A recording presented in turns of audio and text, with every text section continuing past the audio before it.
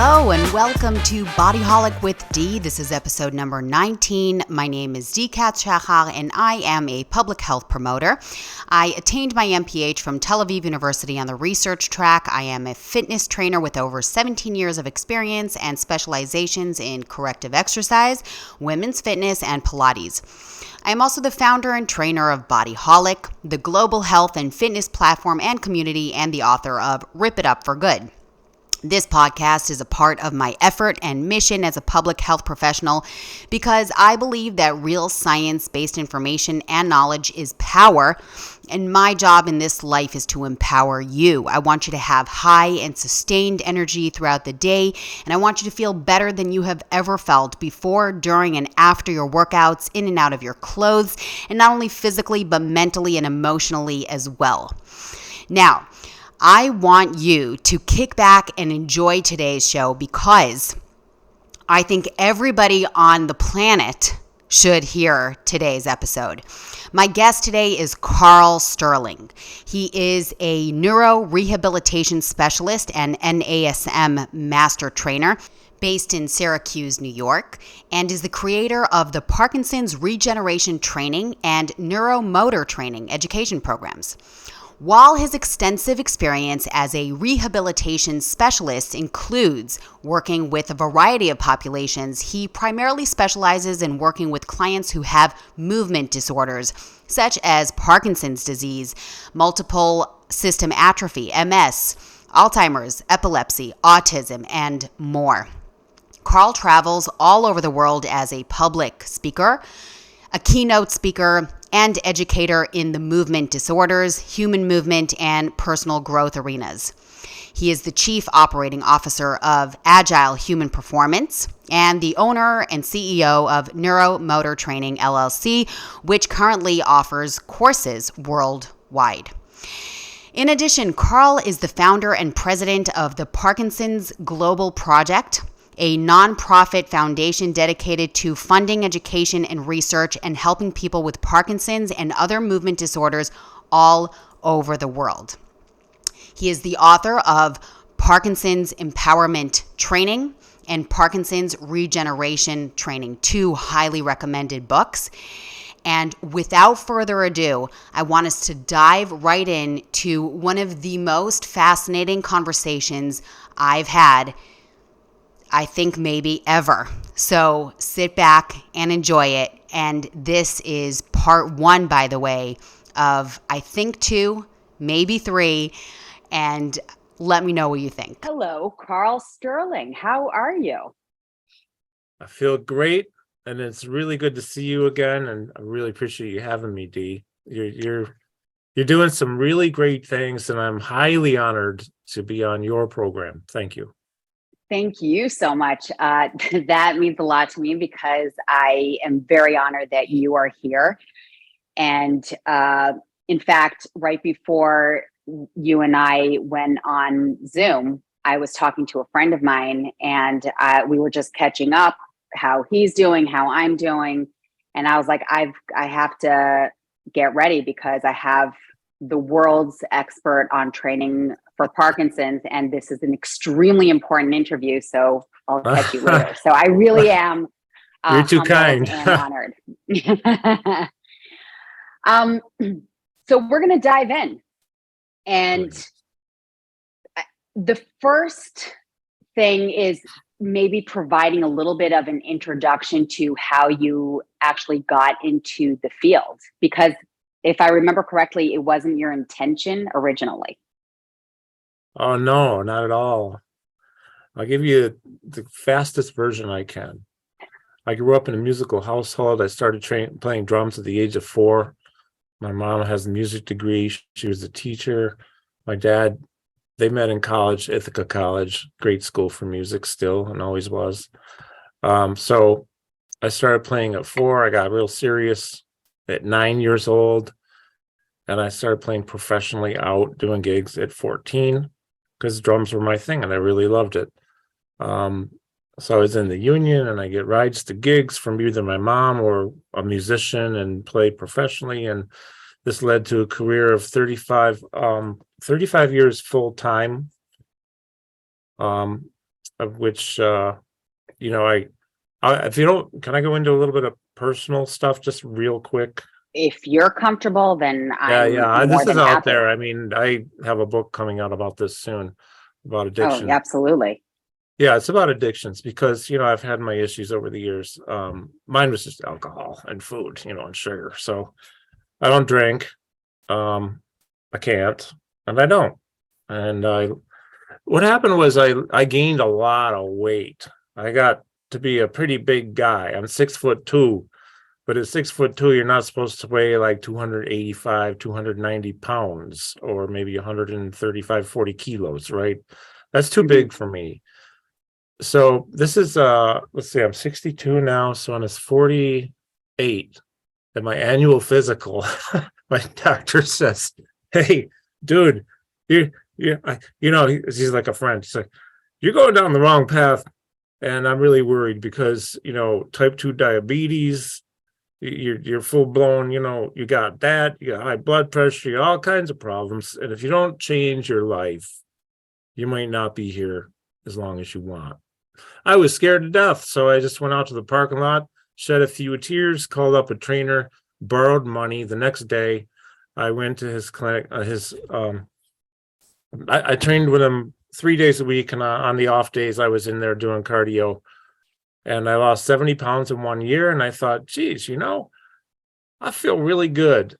And I think if I could help people feel better like I feel, maybe they'd see hope and possibility. So I did the NASM, National Academy of Sports Medicine, personal training thing, and being the geek I am, complete nerd, I went master trainer route right away, master educator route with them. And then, oh man, I went back to school for nutrition at Syracuse University when I was 51. Wow. Did the program because I wanted to add to my scope of practice. Because, you can do a lot through diet. Probably more, you can't out exercise a bad diet, but you can do a lot with diet. Absolutely. So, adding that to the scope, plus I had Wednesdays off. I ended up working up there. It was really cool because they was just such, I was a master trainer, like, oh man, we're going to give you all the administrators, PhD candidates, and all this stuff. And so I really met some great people. The pay was horrible, but it didn't matter because it was worth it in the experience. Wednesdays off, drove to New York City almost every Wednesday because I'm 4-hour drive from there. I would hang around with other really gurus. Number one, still my best friend, Dr. Brent Brookbush, who I ended up teaching for a few years. Brookbush Institute of Human Performance. Erin Drogoseski, Rick Ritchie. I ended up working for Dr. Emily Splickle because I started a podcast then too. Mm-hmm. I just wanted to learn. So when I was in school, though, just tying it in together to actually answer your question about, well, that's how I got into the business. I was completely I still can't believe all the things we can do to help people feel better and move better. But my first semester in college, back at school, one of my professors came to me and said, "Hey, I know you work up there. Can you help me build muscle and move better? Because I have Parkinson's." And that began my journey. And just to add a little caveat here, my son, I'll brag for one moment, he's an MD and a PhD, and he happened to be doing his PhD at the time. So I called him up and said, "Nick, man, I don't know what to do. I got a person with Parkinson's." He says, "I'll hook you up." So he hooked me up with his mentor, Dr. Shumei Wong, an amazing lady, Hershey Penn State College of Medicine. Boom, the journey began, and I've been geeking out ever since. That's amazing. So that's my story. I mean, it's been a really unbelievable journey. The universe wanted you to specialize in this. It's just like, Evidently. wow. Yeah, evidently. The benefits of exercise and physical training on conditions like Parkinson's and multiple system atrophy, MSA. Yeah. Could we get into the benefits a little bit? And of course, you can expand on any background that you think is important regarding the diseases. Absolutely. Yeah. I'm glad you asked this questions. Such a good question. If I was to answer it in 2 words, I'd say just like keep moving. Doesn't matter who you are either, just keep moving. If you're confined to a wheelchair, God forbid, keep moving somehow. Keep moving. If I could expand it a few words, I'd say use your body, move your body, use your brain every single day. Okay, so I think probably one of the most important things is that, and I've seen this in my travels, and most of the time everyone's cool, it's great, but it would probably be really important to mention, and remiss if I didn't mention that sometimes I'll notice that people, especially professionals like movement specialists, trainers, physios, and for a multitude of reasons, which we don't need to go into, a lot of times they'll see a person with Parkinson's, MSA, anything, cancer, whatever. It's real important to realize that their diagnosis does not define who they are. We have half the people who walk through this door live with Parkinson's. They are not Parkinson's. There are people who live with Parkinson's, just like I live with tight hamstrings. I mean, it's completely different, but I'm not a tight hamstring, and I don't want to sound ridiculous, but they're people first, and maybe they had a heart problem, maybe they had cancer, maybe they had a hip replacement, maybe they had brain surgery, maybe they have tight calves. I mean, it comes down to their people first. So when we look at aging in general, man, I don't know how to say this real simply, but if we look at, let's just say, I guess because I see this so much, we see so many people who are 70s and up, like they're retired for a few years and more years. Okay. If they don't keep moving, no matter Parkinson's, MSA, or anything, it's so many bad things can happen, and especially if you're not watching out for what you eat, what you put into your body, and how much you move, not just your body, but also keeping your brain active, keeping your mind busy, and doing both together. So if we go into the let's say the neurological diagnosis situations or movement disorders,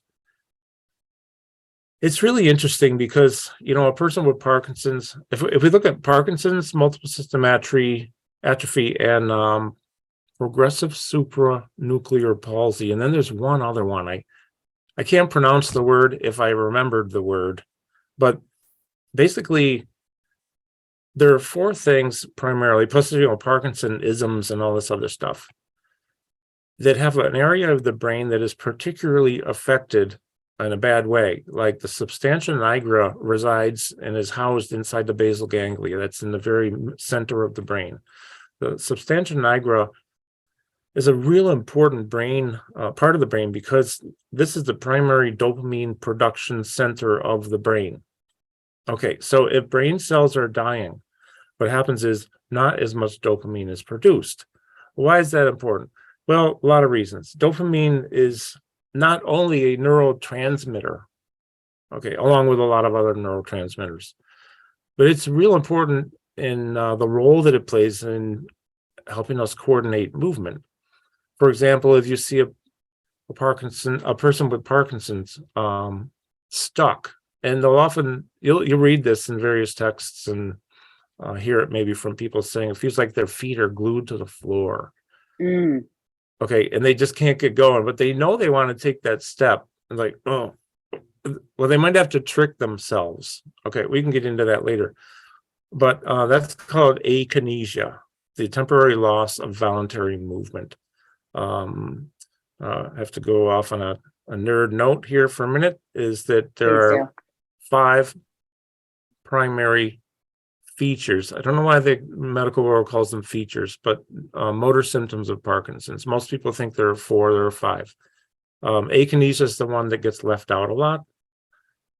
Okay, so that's temporary loss of voluntary movement. We have akinesia, resting tremor or tremors, rigidity, stiffness, bradykinesia, slowness of movement, and then the mother of them all, which is the worst one, is postural instability, which really is responsible for more falls than all the other ones combined.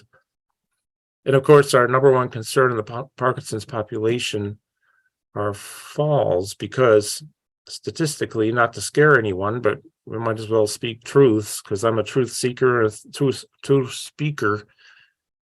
Number one cause of mortality in the Parkinson's population are complications from a fall, not necessarily the fall.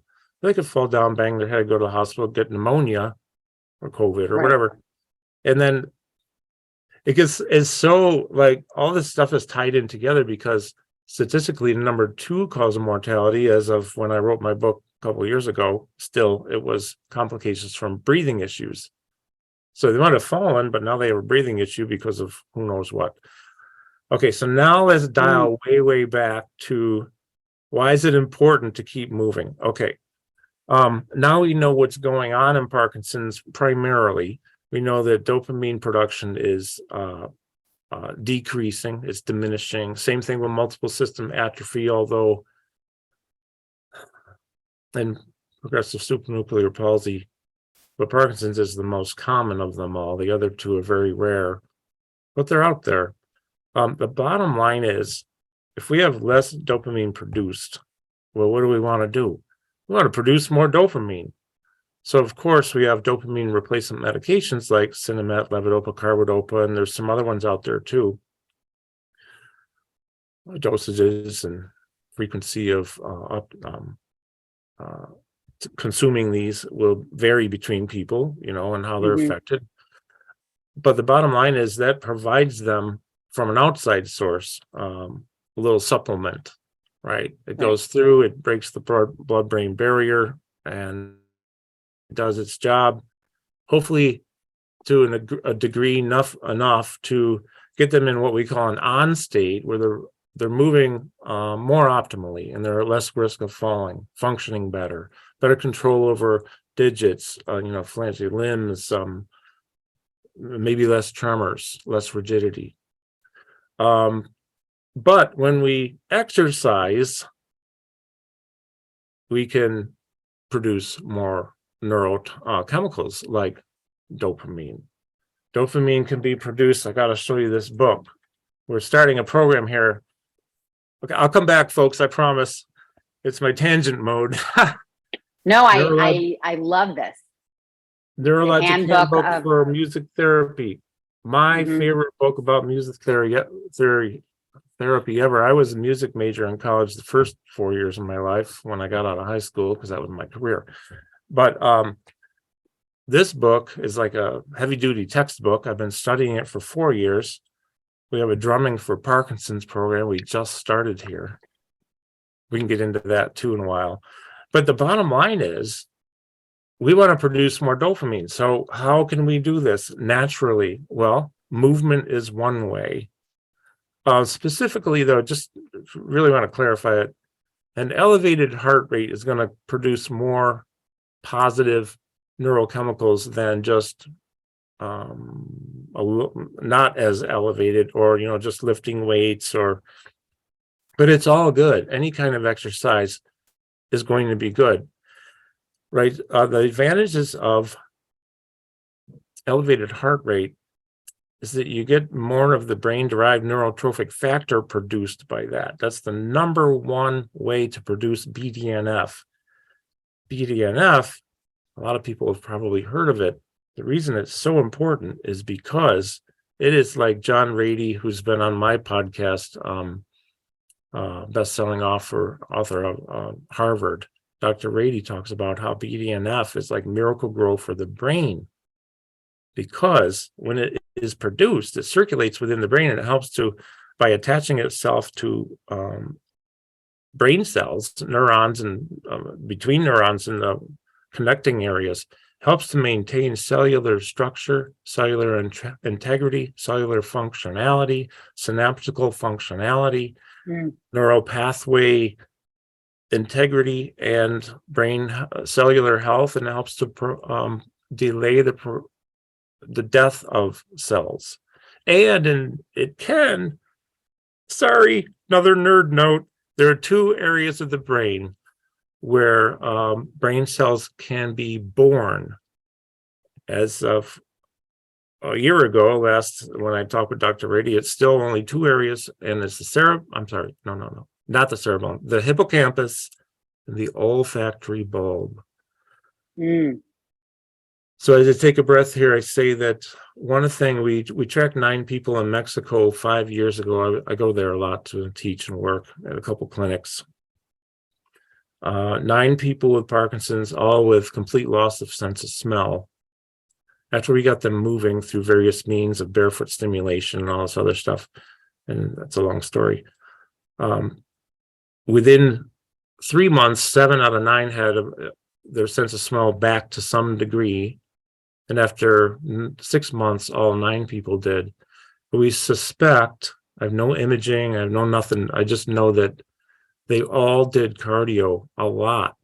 Mm. And so I can only guess that the olfactory bulb groups some new brain cells, and they got a sense of smell back to some degree. So, plus there's research that shows in Alzheimer's, the Maria Shriver Foundation came out with a study about 5-6 years ago that early stage Alzheimer's cardio 5 days a week, 30 minutes a day for 6 months, 94% of the participants, and I don't know how many there were, but it was over 100, had improved memory, and in some cases, no more symptoms of Alzheimer's, because the hippocampus, which is the most affected brain in Alzheimer's, had grown new brain cells. Oh my God.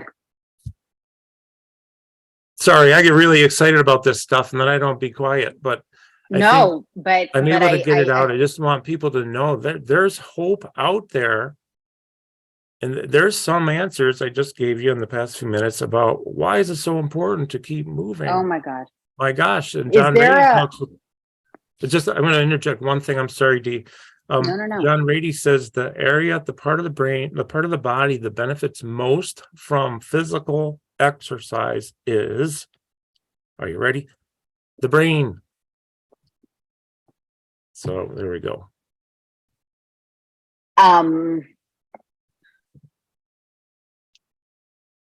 First of all, please feel free to the nerd notes that you like to, that's what you call and all that. This is crucial.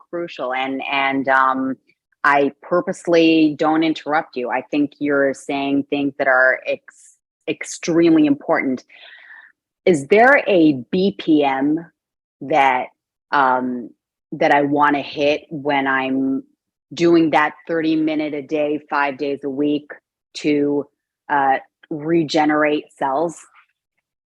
That's a really good question. So you're talking heart rate, correct? Yeah, right. So, I've actually read conflicting data on this. Mm-hmm. We know definitely zone 2 is going to help. So zone 2, meaning the place where you could still say a few words, but you don't really want to hold a full conversation. Would I be correct? Yeah, correct. Okay. Zone 2 is going to help in a lot of ways, cardiovascular endurance and some calorie burn, fat burn, I think. The thing is, though, there are varying formulas, and I'm not going to go into this because I don't consider myself to be an expert in this area. In the United States, one of the most common formulas is the 220 minus your age, and then take a percentage of that. Now, there's another one, and I actually can't remember the other day. If you say it, I'll know it, though. I think it starts with a K. There's another formula. Oh. And I think it's your age times 0.64. Don't quote me, but and then some other equation. And it comes out to be really close, but it's not the same. Right. I like the talking test, and I like the zones. So, like, for instance, if I'm able to hold a full-on conversation, you can see this sometimes when you're seeing people maybe go for walks together, and that's considered the cardio. Sometimes you'll see a full-on conversation happening. And in my mind, because I'm a trainer, I do want to say, let's pick up the pace. But these aren't people that have anything to do with me. I'll just be walking by them and hearing a full conversation. I'm like, you're not in the zone. And then to level that up in the talking test, it would be, I guess, zone 2 is what we said, that not really comfortable enough to have that full conversation. And that's a good cardio endurance zone. Mm-hmm. And then to kind of be at the top of zone 2, and correct me if I'm wrong, or the bottom of zone 3. I just want the listeners to listen so that they can start implementing everything you just said. So that would mean that you can say a few words, but you're already pushing it. It's already uncomfortable. You're really working. Yeah. So exactly. There are a few other things that probably should be mentioned that are worth mentioning. Okay. Number one. Okay. Let's start at the beginning. Dr. Lisa Moratori is one of my biggest influences, even though we only met not even a handful of times. She's, if I'm correct, I think she's still at Stony Brook University on Long Island. They have a beautiful movement disorders lab. It's just beautiful. But I learned so much from her.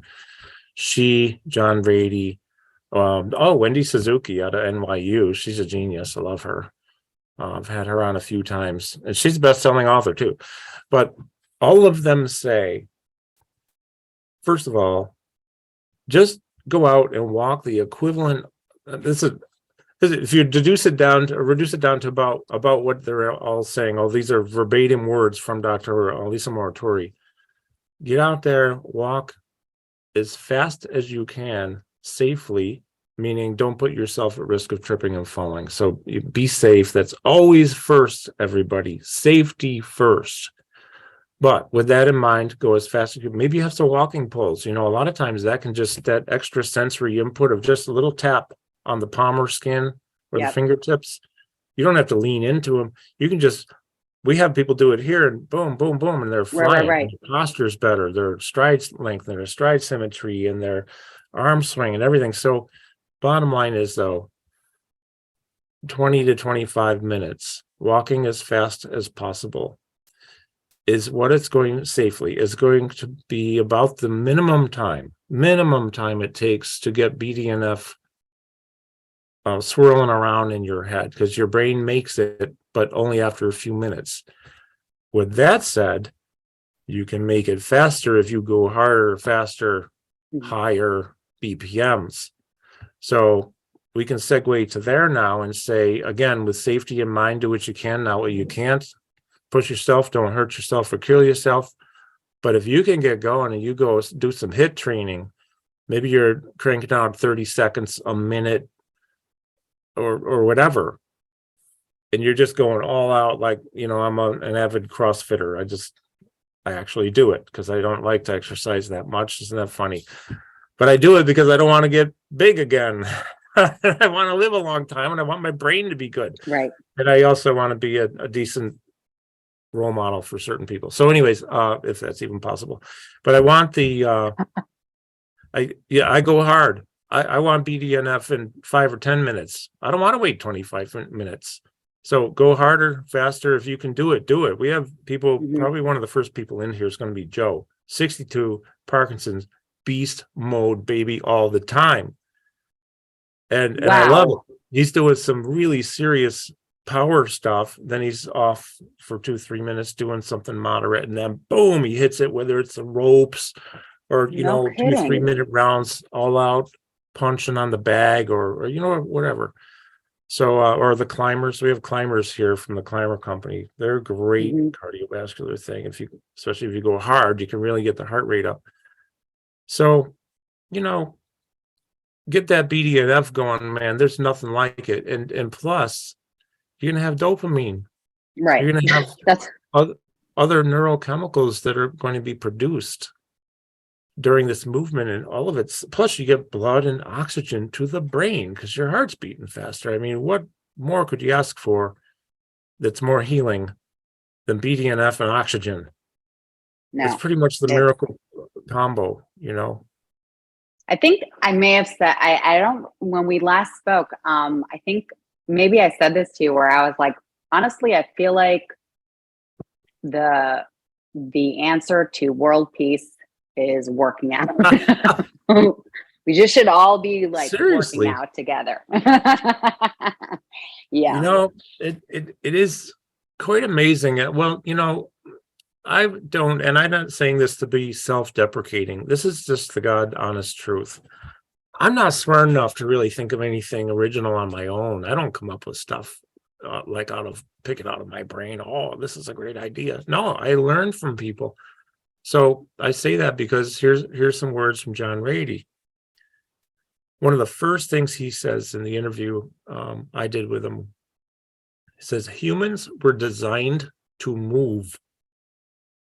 We were not designed to sit in chairs and be on Zoom. And I mean, thankfully we can. I love that I get to know you, and we can reach people and maybe share a thing or two that might help somebody. That's beautiful. But I wasn't, we weren't born to have phones where we just order, Uber Eats and it shows up and I don't have to go and I pay you used to have to go hunt the food. And that's what he talks about. So we can go back to that. No, I'm glad I don't have to go hunt my food. I like my garden, but that's easy too. I got a rototiller and I just, plant seeds and they grow. I don't have to go hunting and try to find it. It's there. Or I go to the store. But we don't have to move time and do more in other ways now, right? But we do need to move, and we were designed to move. And if we don't move, disease eventually is probably just going to set in. So we just have to keep moving. Yeah. And for anyone who is genetically predisposed to anything, cancers, Alzheimer's, Parkinson's, whatever, that BDNF that you're producing now without a diagnosis, just assuming that's the situation, okay? Maybe that's your saving grace, because maybe you never get Alzheimer's, Parkinson's, but you would have if you didn't work out. So exercise can help to delay the onset, maybe eliminate the onset, and reverse progression or slow down progression for those who are diagnosed. But bottom line is, it's just keep moving. Seriously. Yeah. And it's, I have to say, maybe for me, that's more of an incentive than anything else, like brain health, knowing that I have the power to just be present a little bit longer. Maybe I'm pushing something off, or maybe I'm preventing it. That, the thing that I hear most as a trainer is, I want to lose weight and I want to look like this and I want the abs. And it's the thing is, when you really get into the neuroscience, and when you get into the dopamine and the BDNF and the things that it staves off, that's, you've got you have to work out today. there's that's the one that really, I feel, cancels out any excuse. Yeah. I'm glad you said that, because it just reminded me of one of the ways that I shame myself into exercising. And I am the consummate optimist. This coffee cup is almost empty now, but to me, it's half full. And I say that just more as an analogy, or whatever that word would be. I see possibility all the time. And in the worst situations, I choose to see this because I just don't have time to worry about stuff that'll probably never happen and come to fruition. And, something happens and I'll deal with it. But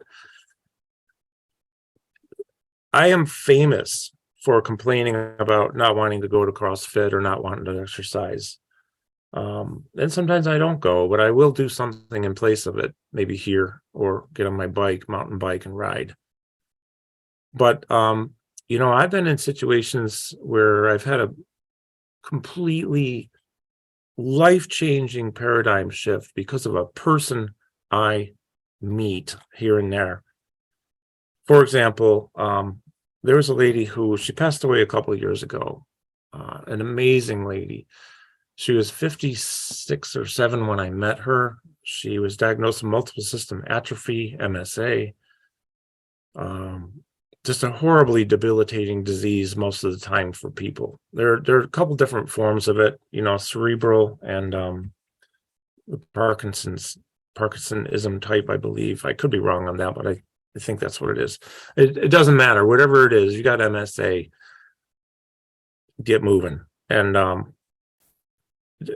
so I meet her, but she's already wheelchair bound. She could barely talk. And here I am. She has me come to her house, right? And I'm like, why? I mean, I don't mean this disrespectfully. Why am I here? Seriously.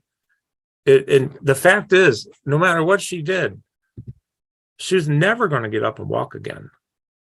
And I'm the consummate optimist. I'm the one who would think she could. There's no way that woman could ever walk again, nor did she ever walk again.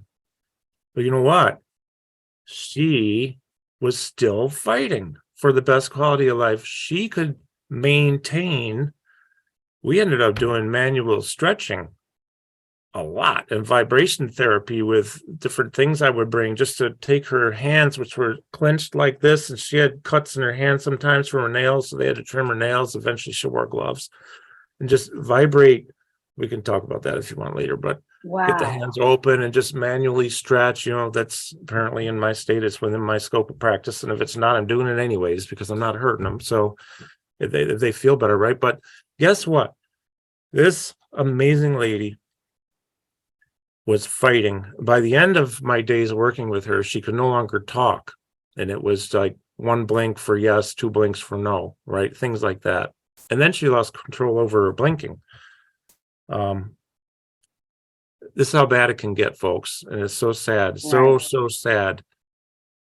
Her daughter was there one day, and I was joking with her, and I said, "Hey, wake up. You can't be sleeping when you're working out." And she's like, I could see her laughing. She lost control over her eyelids muscles, and she couldn't open her eyes, so we had to go like this. Could you imagine that? Because she couldn't move her hands. Here's what I say, folks. It's a sad story, but there are people out there dealing with this. And if she can work out, then I'll be darned if I'm not going to work out, because I have no excuse. I get up in the morning. I never have to worry about how to roll over in bed or get assistance to get up. Shame on Karl if Karl doesn't work out. You have no excuses, Karl. So sometimes that's what it takes for me. But you know what? I'm gonna do it, and I do it, and I just do it. Because somebody else would give anything to take steps and walk across the room one more time, and she'll never do it. But she's trying. What's my freaking excuse? So I have none. I need the entire world to listen to this episode. I get shivers when I talk about her because, we really, really miss her a lot. She couldn't say much, but she said everything. Oh, 100%. Yeah. Absolutely. The fact that you showed up and even made her laugh a little bit when she couldn't even, that's someone who really lives until the end. She did. She inspired so many and people. Still fights for it until the very end. I'm just putting my one earphone in the charger because it was giving me a little message over there. And I think I also mentioned to you, Karl, that I had quite an experience with my grandfather, where he was actually, he's the reason I got into fitness to begin with, because I was 16 and we were getting me ready for the army, and I started going to because in Israel you have to go to the army, and I specifically wanted a job that I needed to be pretty tough for the job. So I started training with him every day in the YMCA in Jerusalem. And there is a picture of him and me after we worked out in New York, in New York Sports Club. Oh, wow. And this Cool. is well into my 20s, late 20s even.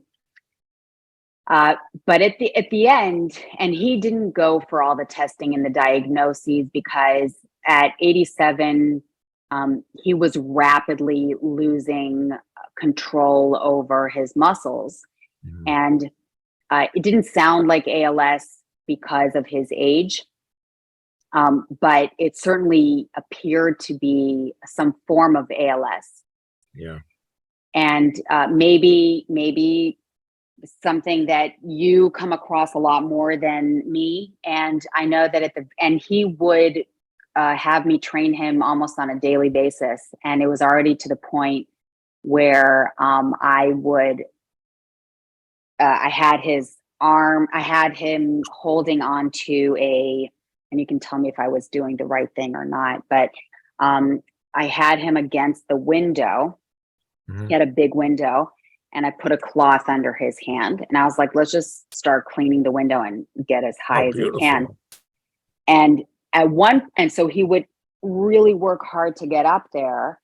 But at one point I was already doing Sure. maybe 50, at one point 80% of the work.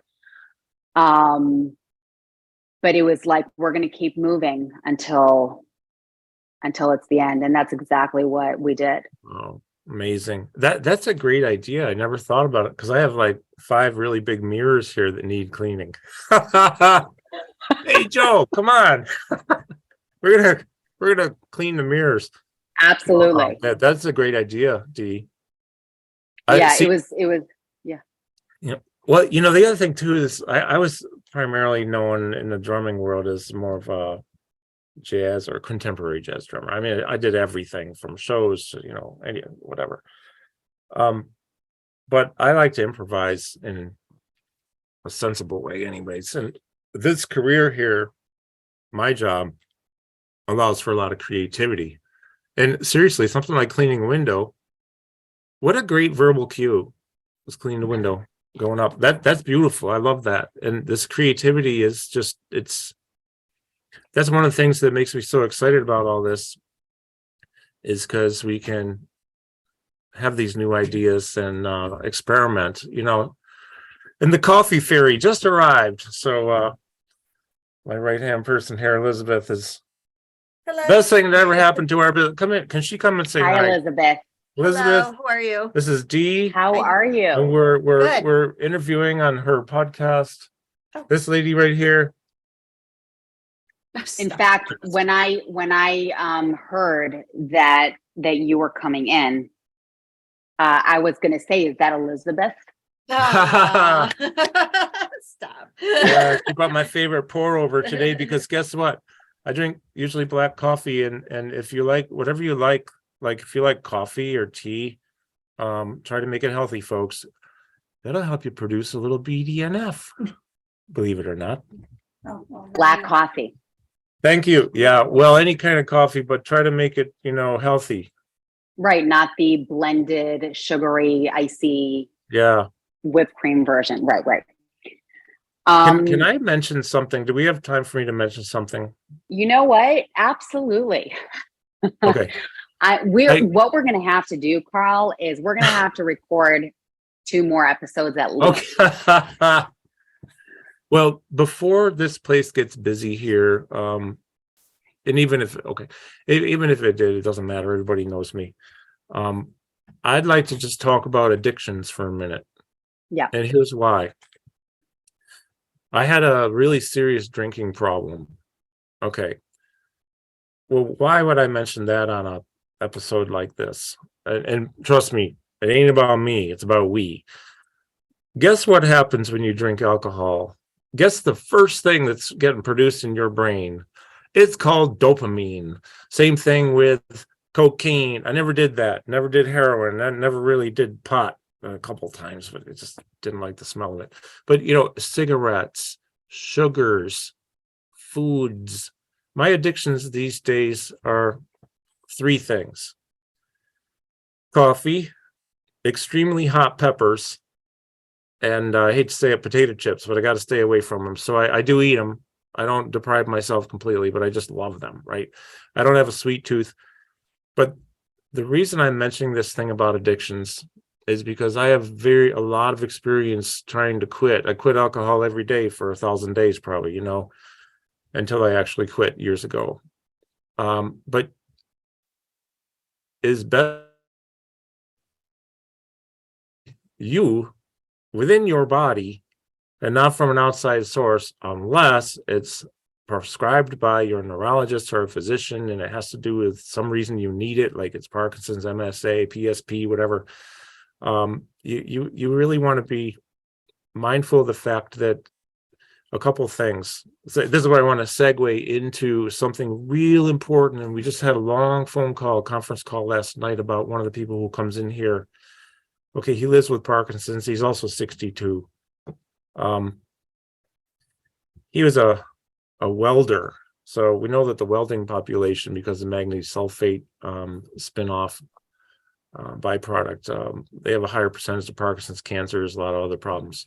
Bottom line is not that it doesn't matter, but what does matter though is no matter what, I just kind of had an ADHD moment here, but I'm coming back around, is when we look at dopamine, there can be some addictive tendencies or binge behavior tendencies in people with Parkinson's if they're on, or MSA or whatever, if they're on a dose that's too high of dopamine replacement. And if anyone out there is working with somebody with one of these who's taking a supplemental, prescription dopamine medication, just be very, very mindful that if they come in and they're on a hyper, if they're talking about shopping and they've been going gambling and they doing any kind of excessive drinking or eating sugars and whatever, gambling, hypersexual, hyper any behavior, like hyper binge type behavior, or if they're just falling asleep all the time and they cancel because they can't get off the couch. It could go either way. It could be hyper this or fall asleep. Ask them how they're feeling and see if they're experiencing something. Try to bring up the subject, because we've had people come in, like this gentleman last night. I've never heard of a dosage so high, and I think by the time we get done here, I'll have a call from his doctor's office just updating me, because I'm pretty sure he's on about 3 to 5 times the dosage he should be. It's big for all kinds of horrible behaviors, including some that are inappropriate, and he needs help. So understand that addictions, dopamine replacements, Parkinson's, sometimes they all go together. Mm-hmm. Mm-hmm. Did that make sense? Yeah, it does. I talked about my addictions. Yeah, I talked about you can get dopamine from other things. I really feel bad if I keep talking too much, but for example, if you're on a decent dose of dopamine that helps you and you appropriately, it's possible if you start working out every day, the dopamine produced by your brain might be reason to lower the dose of the that was going to be my next question. Yeah, so that's a possibility. It's actually a probability. And it sounds to me like it's very important to stay in close contact with your doctor who has prescribed dopamine replacement therapy. If you're starting a workout regimen, because then you could be producing too much. Am I correct? Or getting too much, not producing too much. Exactly. Yeah, you're producing more, which is great. You want the natural type of occurring dopamine is always the best. But I think it's also important to make sure you have a good neurologist. I get some flack for this, but I'm okay with it, because the fact is there are some great neurologists out there who are pressed for time and they don't take the time that they should, or they can't because they're like, get them out the door, give them a pill, get them out the door. It's just the way it is. Mm-hmm. Or some are just all out, blatantly neglectful. They're complete, actually malpractice, in my humble opinion. They know what to do. Do they actually do it? We had a recent episode where a gentleman, they were going to double his dose of dopamine throughout the day. You can't do this to this guy. The last time he had this much, he was so dyskinesia, he couldn't stay still. He couldn't do anything. You get too much, you're going to get into all this involuntary movement, or maybe you'll just freeze up, or both. Oh my gosh. So they didn't do it. He wanted to do it. The doctor wanted to. Said, no, please. No, maybe a little bit more, but not a lot more. And so we got our way, thankfully. But oh my gosh, if the neurologists don't listen, get another neurologist. Don't mess with this stuff, man. I'm gonna take that as to really say that with the type of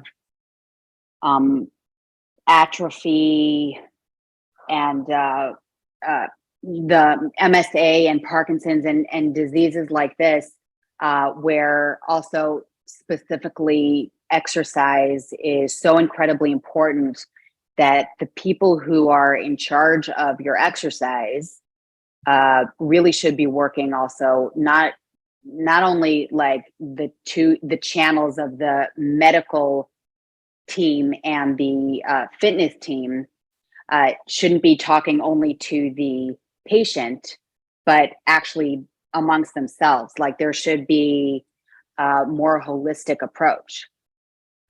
Absolutely. So I'm really lucky because in this building where my clinic is, the doctor building upstairs, he's not a neurologist, but I work with a lot of his patients, and he ends up being the one to regulate the dopamine a lot because he does a way better job than a neurologist does in most cases. Unless they go to a city down the road about 90 minutes to Rochester, then you're going to get good care in Rochester, but it's hard to get here in Syracuse. You can get it, but it's kind of like you're lucky if you do. I actually feel bad about saying that, but if I don't speak the truth, then that doesn't help anybody. And this is going on all over the place. I see it in Europe. I see it in South America, Mexico, although Mexico is pretty good if you're in a big city there like San Luis Potosi, Monterrey, Mexico City. They're great neurologists, and they're really forward-thinking communities. But you've got to make sure. England has had it terrible times, and Ireland too. I mean, a lot of places. So seek out somebody really good and reputable. Yeah. Go see I'm them. also going to say this, if you don't mind. So I'm going to put Karl's information at the bottom of the episode, whether it's on YouTube or in the wherever you get your podcast. And because there is a global audience, so I just want people to be able to reach out, maybe ask questions, or can they ask online for advice? Do you set up meetings like that? Or Elizabeth, or? Oh, young lady. Elizabeth? She might be in the back. Okay, sorry. I was going to have her. But could people reach out absolutely. to you? Yes. Absolutely, anytime. So you can go to my website, karlsterling.com. That's Karl. So karlsterling.com. You can, excuse me, young lady. Can you get me copies of each of those books and maybe bring that little hypersphere over and the gun? Thank you. But I also have, is it okay to mention my books? Yes. Great. Book number 1 is called Parkinson's Regeneration Training. Why is it called that? Well, because we want to regenerate quality of life movement. Thank you so much. Because I'm just a guy, pretty normal guy. I have contributing authors, and the left column are medical professionals, and the right column are stories, highly inspiring stories from people who are living with Parkinson's.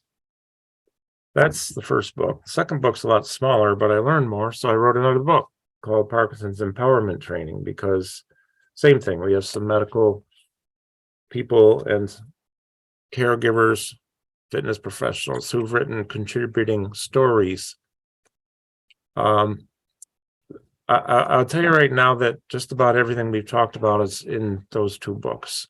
And my publisher is Amazon. Any publishers out there want to talk to me, I'll be willing to listen. Third book comes out, well, it's about addictions, called Become More Than Your Addictions. It's not out yet.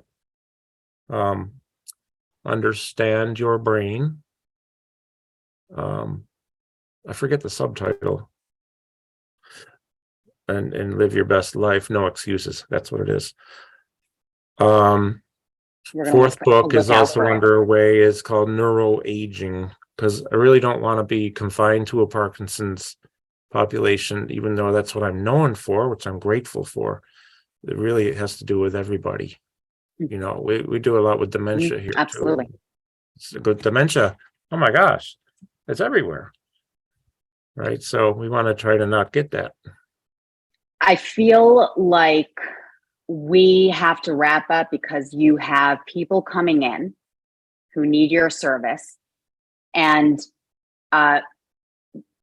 I have so many you might have a life questions to live and go on here and with your no, day. but here's the thing. I have so many more questions, and I feel like there are so many more things that we can cover that Sure. I would love it if you would come back and we would have another discussion, because I feel like we just got started.